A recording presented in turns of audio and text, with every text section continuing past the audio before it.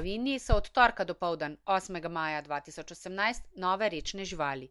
Ribiška družina Slovenska Bistrica je namreč skupaj z občino Slovenske Konjice, županom Miranom Gorinškom, podjetjem Konus Konex Savom Griljem in podjetjem Konus Konitex Slavkom Krušičem položila postrvi v strugo reke Dravinje.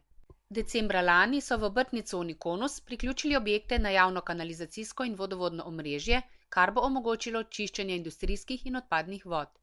Z novo komunalno infrastrukturo bodo omogočili, da bo Dravinja bistveno bolj čista spuščena v naravno okolje.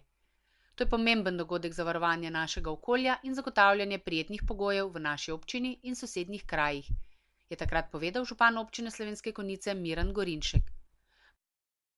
Polaganje postrvi je tako simbolično povezano s skrbjo za čistejšo Dravinjo, prijazno do podvodnega sveta.